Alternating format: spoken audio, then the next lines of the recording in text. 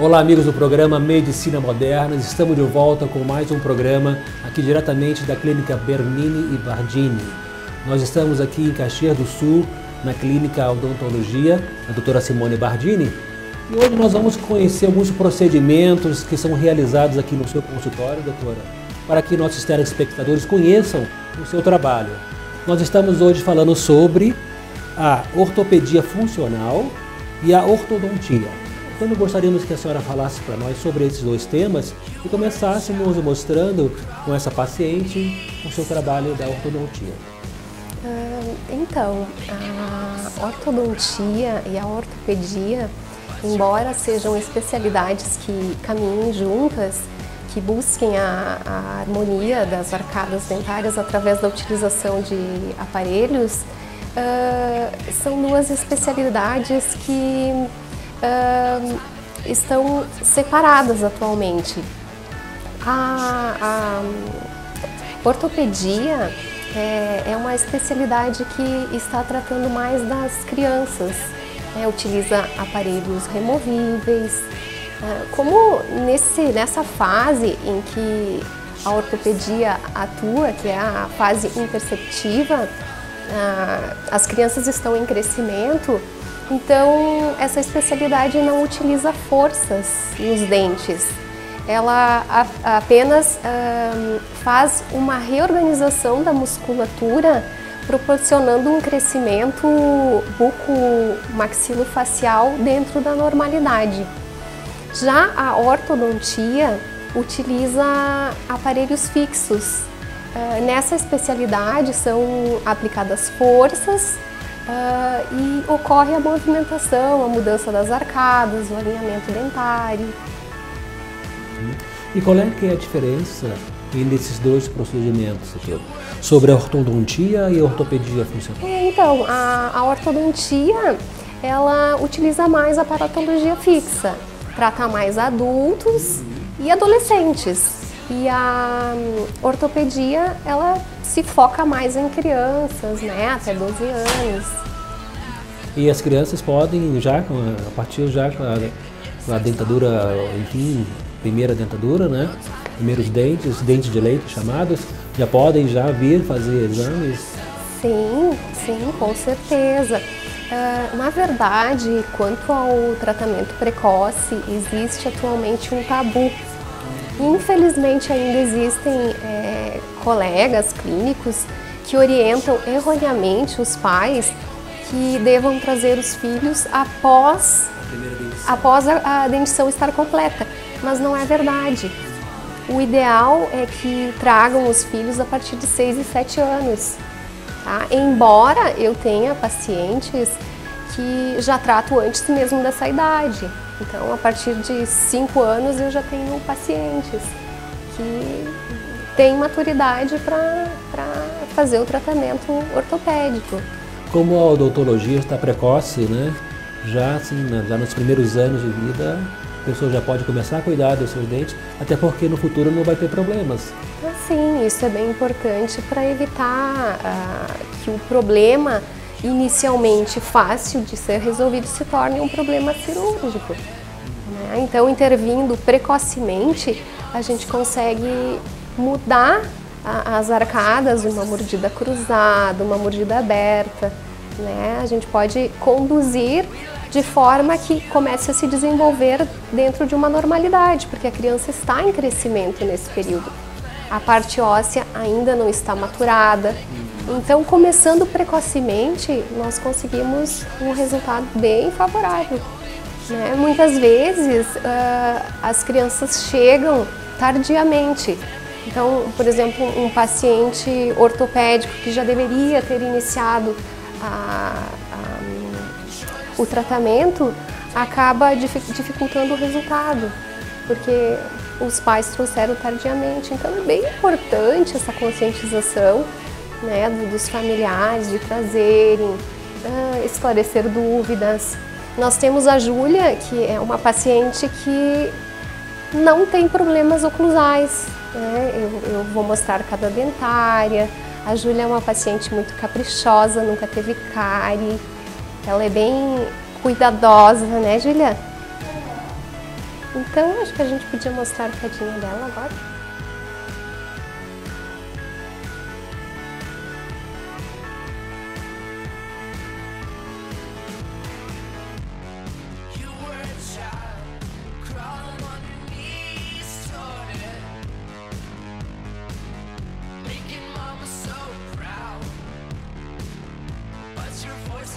Então, nós vamos mostrar a arcada dentária da Júlia, começando pela parte posterior e inferior.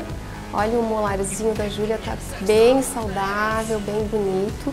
O molar da Júlia já é permanente. Os demais aqui, o outro molar descido. Aqui a parte anterior. Então é muito importante esse aparelho para que a gente consiga fazer um diagnóstico bem preciso. Ó, os dentinhos não tem.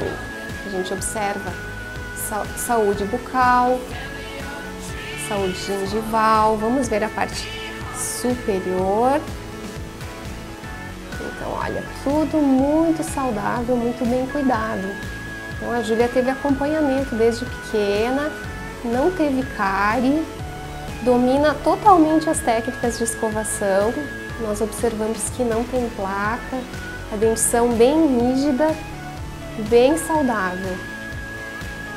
Agora, a partir do século XX, foi um marco muito importante na saúde bucal, com a introdução da fluoretação nas águas de abastecimento. Então, hoje em dia é possível a gente ter bocas saudáveis e lindas, assim como a da Júlia, graças à introdução dos fluoretos nas águas de abastecimento,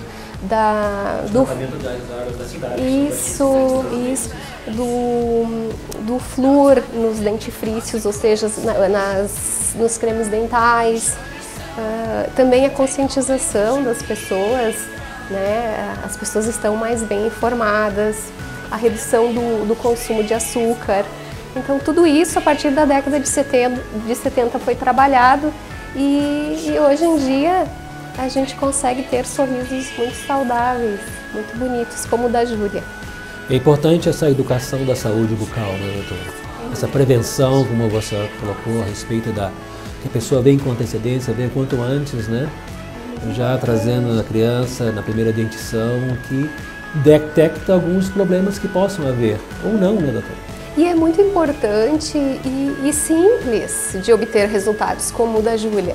É trazer, incentivar o filho, a gente orienta, faz uma escovação supervisionada, mostra onde estão as falhas. Então eles aprendem rapidinho e o resultado assim, é muito gratificante. Eu costumo dizer para os pais que esse incentivo, desde que os filhos são pequenos, é a maior herança, porque eles vão levar para a vida toda, né? Eles vão levar para a vida adulta esses bons hábitos. Com certeza, e por falar nisso, eu gostaríamos que você demonstrasse com a menina uma forma da escovação. Nós temos aqui no modelo, né?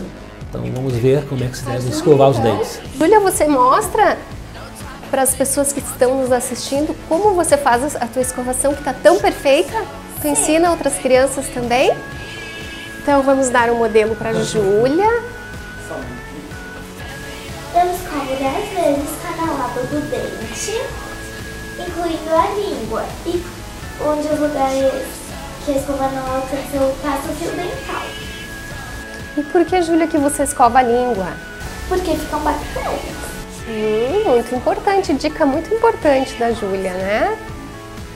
E aí, então, você escova 10 vezes de cada lado. Você aperta a escova ou não? Não, porque pode machucar. Muito bem, se apertar a escova pode dar um problema chamado recessão gengival, né, Júlia? E aí pode machucar a gengiva e pode doer futuramente, né? Então, a Júlia é uma paciente que possui a oclusão perfeita, não precisa fazer uso de aparatologia ortodôntica e a arcada dela está em perfeita oclusão. né? Isso como é importante, então, né?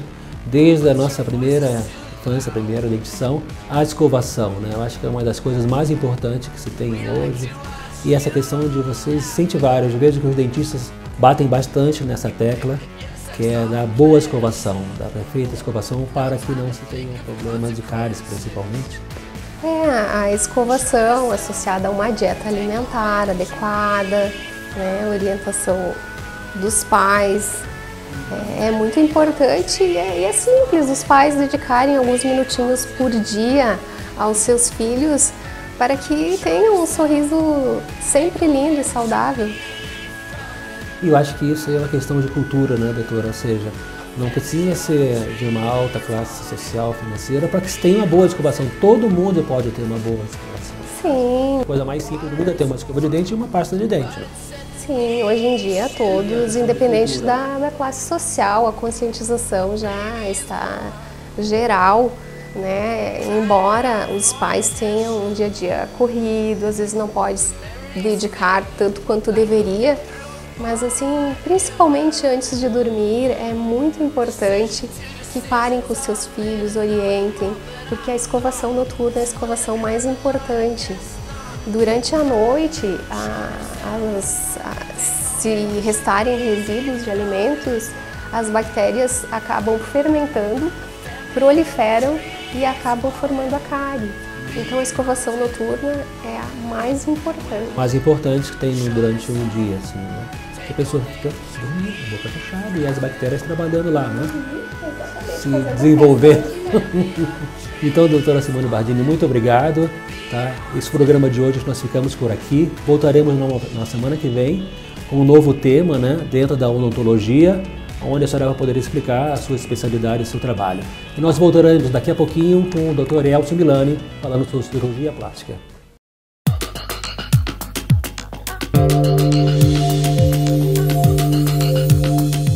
Então, pessoal, retornamos aqui diretamente da clínica Bardini e Bernini, aqui em Caxias do Sul, essa clínica de odontologia e cirurgia plástica. E nós voltamos, é claro, falando agora com o Dr. Arielson Milani, esse especialista em cirurgia plástica, que vai nos contar hoje sobre rinoplastia, que é popularmente chamada como cirurgia do nariz. Né, doutor?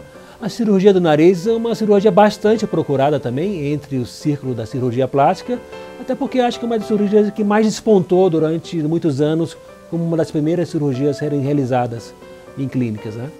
E o nariz tem uma posição muito proeminente, no meio do rosto, né? Projetado.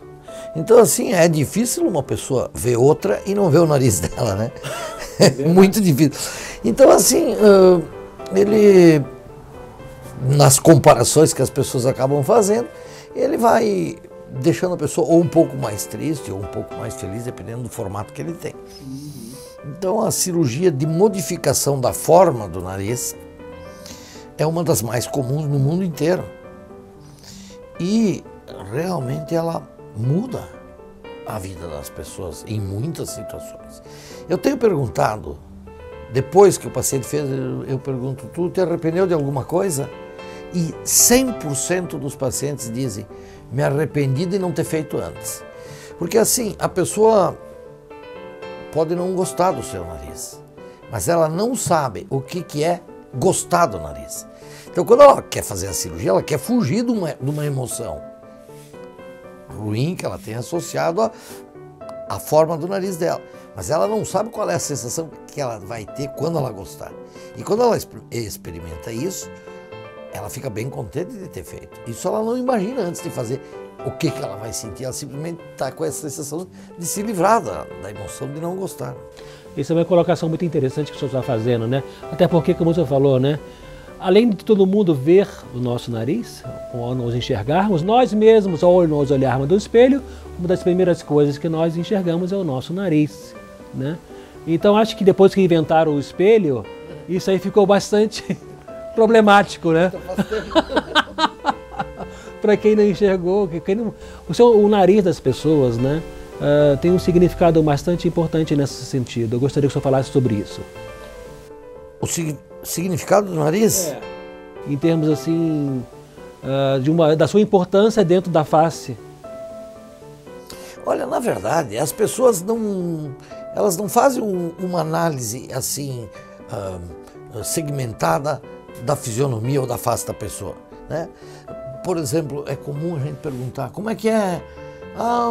Os meus colegas falaram do meu nariz, e como é que é o nariz deles? Qual é o que tu mais conversa no trabalho? Eu converso com o fulano e tal. Como é que é o nariz dele? E pensa e não lembra. Então, na verdade, é um conjunto de coisas assim. A análise que a gente faz aqui para fazer a cirurgia, ninguém faz das pessoas, né? Então, assim, a verdade é que quando o nariz sai da média em comprimento ou em forma, né? Eu acho assim que desde pequeno a pessoa sofre com isso, porque alguém pode falar alguma coisa, dizer coisas, e é comum a pessoa assim não gostar de se ver na fotografia, fazer de tudo para não ser fotografado, odeia o seu perfil. Então, na verdade a coisa é mais simples do que, por exemplo assim, buscar significados. Se na minha rua todo mundo tem o nariz bonito e o meu não é bonito, pronto, estou eu lá chateado e triste e querendo achar um cirurgião plástico. Mas porque são as diferenças, né, doutor? Se todo mundo tivesse o nariz igual, ninguém ia reclamar e querer mudar o seu nariz. O que seria uma normalidade, né? Mas a partir do momento que existem pessoas e raças diferentes, né? Talvez esse estigma de se mudar o nariz, de ser o nariz como aquela estrela de TV que aparece lá durante a novela. Então, acho que as pessoas se sentem mais assim, constrangidas e querem ser iguais. Por exemplo, vê o que aconteceu com o silicone de mama. Em 1980, eu fiz muito pouca dessas cirurgias e quase todos os cirurgiões faziam muito pouco. E hoje é muito comum. Então, assim, uma mama é bonita hoje, daqui 20 anos todo mundo está querendo mudar e mais gente quer mudar. Então, a mesma coisa no nariz. Quando não tinha cirurgião plástico aqui em Caxias, um que outro fazia uma plástica em Porto Alegre. Sim. Hoje, que tem bastante cirurgião plástico, tem um monte de cirurgia de nariz acontecendo todos os dias. E aqui na sua clínica, né, doutor? Quais são os passos, quais são os procedimentos para atender um paciente que vem fazer e vem lhe pesquisar sobre uma rinoplastia? Bom, o mais importante é saber se a pessoa realmente tem uma emoção negativa em relação à forma do seu nariz. Às vezes aparecem pessoas aqui e dizem, minha mulher quer que eu opere, minha mãe quer que eu opere, meu marido quer que eu opere. Esse não é um motivo válido, né? Porque assim, na verdade eu aprendi com o passar do tempo na minha profissão que as pessoas não querem exatamente mudar a forma do nariz. Elas precisam mudar a forma para mudar um sentimento ruim que tem associado a isso. Então, se aparece um paciente, ou não é que se aparece um paciente, uma pessoa que tem o nariz bem grande, mas que de verdade isso nunca deu nenhuma emoção negativa para ele, não deve operar. Não deve mesmo, porque mudei uma forma, mas e daí? Ele não sentia nada antes. Claro que aí já entra aquela história de ser sincero consigo mesmo, que às vezes quem mais engana a gente é a gente mesmo, né? Mas assim, se não tem uma emoção negativa, não tem fundamento a cirurgia. E por isso que não é um outro que vai dizer quem que tem que fazer. Se o paciente sentar aqui, e disser assim, eu não gosto do meu nariz, ele tem razão. Se ele olhar para o mesmo nariz e disser, eu gosto do meu nariz, ele tem razão também. Então, é uma coisa muito pessoal, né? Muito pessoal realmente, né? Então, ainda continuando a responder a tua pergunta, então eu tenho que entender essa parte emocional que está ligado ao paciente e a emoção que ele tem em relação ao nariz. E aí, se a gente vê que numa manhã, numa tarde, num pedaço de uma tarde, a gente pode mudar uma coisa que ficou anos incomodando, aí é um motivo de alegria. Eu faço com grande prazer essa mudança e vou ter mais uma pessoa contente, né? E satisfaz uma necessidade que ele tem, né? Que o seu paciente tem. Então aqui na clínica Bardini e Bernini, é claro que o procedimento que ele está ali falando, o senhor faz um estudo do nariz da pessoa. Isso que eu acho interessante, né? O senhor faz um estudo, o senhor faz fotografias, o senhor faz uma simulação de como o nariz vai ficar. É muito necessário, Galvão. Quando eu comecei a trabalhar, nós copiávamos o rosto do paciente em um molde de gesso. Alguma pessoa ficava angustiada porque tinha que despejar gesso no rosto, ficava só o furinho do nariz, entrava em pânico. A gente podia moldar um nariz e deu, né? Depois começamos com a fotografia, usava um recurso, outro riscava em cima da foto. E no ano 2000 a fotografia digital entrou, ficou boa mesmo. Então aí eu vi ali a possibilidade de modificar a fotografia digital no computador e com a supervisão do paciente. Porque assim, ó, eu acredito que todo cirurgião plástico tem uma boa intenção e quer fazer o que ele acha que é bonito. Mas, às vezes, o gosto do cirurgião e do paciente é diferente. Então ele faz uma coisa que ele acha bonito e o paciente pode não achar. Eu tenho vários casos de que na simulação que eu faço aqui, aquilo que eu acho que eu gostaria de fazer que fica bonito, o paciente não quer. Ele quer diferente. Ou quer mais compridinho, ou mais curtinho. Então, assim, tendo um ponto de convergência do olhar do paciente e o meu, e eu trabalhando aqui, mudando a forma, de repente o paciente diz, é assim que eu quero. E eu digo, que bom, era assim que eu queria também. Ou, que bom, eu ia fazer muito diferente, então agora pelo menos a gente tem uma direção mais correta para ir, porque é aquela que o paciente quer. Então esse estudo fotográfico, fotografia digital e mudança no Photoshop da fotografia, eu acho assim, aumentou o grau de satisfação dos pacientes e a minha segurança de fazer uma cirurgia sabendo o que o paciente quer e o que ele não quer. Isso é muito importante. Pessoal, para quem não sabe, né, Dr. Arielson Milani é um fotógrafo há muitos anos, pertencente ao Clube do Fotógrafo Amador de Caxias do Sul, e usa a fotografia como uma ferramenta aliada ao seu trabalho e à sua técnica perfeita de operação, de fazer as pessoas ficarem mais felizes. A satisfação da pessoa, dá um gosto das pessoas depois, né, doutor? Doutor, que lindo que eu fiquei, doutor, melhorei bastante e melhora bastante a autoestima. Sabe, antes dessa fotografia digital, o recurso era bem menor. Sim. Agora com fotografia, imagina, eu posso fazer uma narina do tamanho de 1 metro. Sim, né? Sim, então tu imagina como eu posso, com riscos, todos os recursos do Photoshop, riscos e réguas e medidas e distorções e desmanchando as distorções, a gente tem um estudo muito avançado. Por exemplo, uma coisa que eu tenho notado assim, ó, que muita gente fala do desvio do septo. Desvio do septo nasal.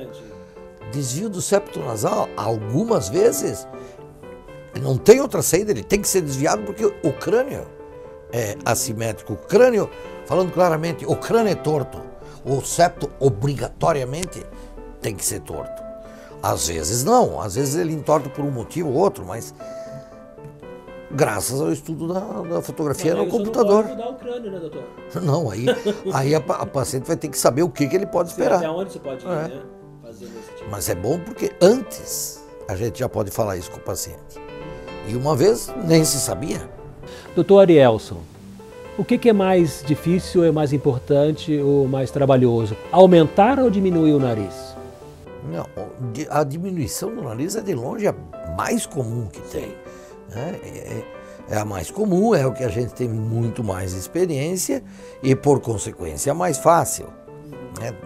Claro que dentro dos vários tipos de nariz e das várias modificações que são necessárias, tem muita diferença de um para outro. Mas aumentar é um pouco mais difícil. A gente tem que recorrer a outras substâncias, ou o silicone, ou tirar osso, cartilagem do próprio paciente. É uma cirurgia mais complexa mesmo, bem mais complicada. Tá certo. Bom, pessoal, hoje nós ficamos por aqui com o nosso programa. Nós voltaremos na próxima semana com a segunda parte, aqui diretamente da Clínica Bardini Bernini, falando com o Dr. Arielson sobre rinoplastia, que é a cirurgia do nariz. Agradeço a audiência de hoje e não perca nosso próximo programa na sexta-feira, às 20h30, aqui na sua TV Caxias, canal 14. Até lá!